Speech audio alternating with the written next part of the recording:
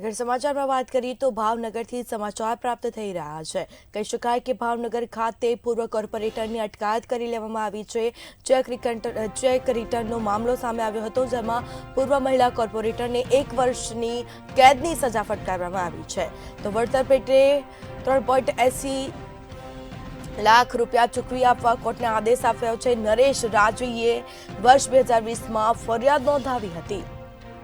તો ઉષાબેન તલરેજા સામે પોલીસ ફરિયાદ દાખલ કરાઈ છે અને આ મામલે કાર્યવાહી હાથ ધરાઈ છે। તો ભાવનગરમાં ચેક રિટર્ન કેસમાં પૂર્વ કોર્પોરેટરને સજા ફટકારવામાં આવી છે।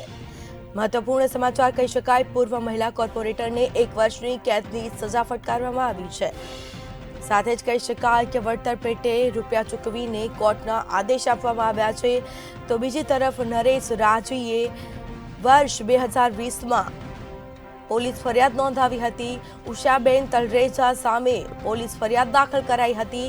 હાલ સજા ફટકારવામાં આવી છે, પૂર્વ કોર્પોરેટરને સજા ફટકારવામાં આવી છે। વધુ વિગતો સાથે સંવાદદાતા હિરેન ચૌહાણ લાઈવ જોડાઈ ગયા છે, જે ભાવનગર ખાતે ચેક રિટર્નમાં પૂર્વ કોર્પોરેટરને સજા ફટકારવામાં આવી છે। શું માહિતી?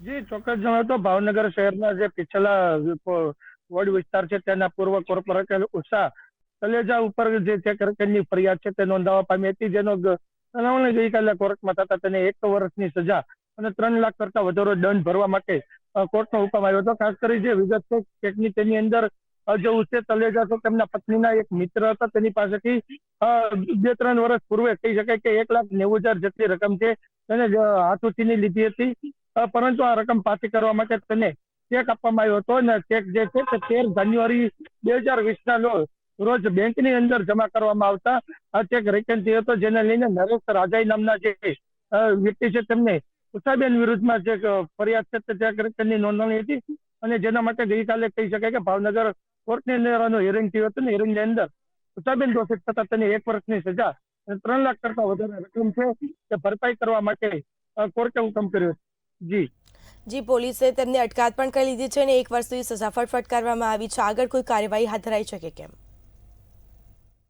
જી ચોક્કસ જણાવી દો તો અત્યારે જે રીતના તેમને કોર્ટે સજા ફટકારી છે, તેમને જે 1 વર્ષની કેદની સજા, હળવી કેદની સજા ફટકારવામાં આવી છે, જેને લઈને પોલીસે તેમને અટકાયત કરી છે, પરંતુ જે રીતના એને પૈસા જે ભરવાની છે તેની પણ કોર્ટે મુદત આપવામાં આવી છે, કેટલી સમયની અંદર એને જે ફરિયાદી છે તેમને પૈસા પણ પરત કરવા પડશે।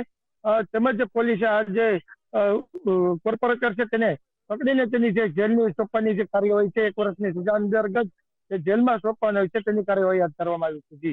જી, તમામ જાણકારી આપવા બદલ આપનો આભાર।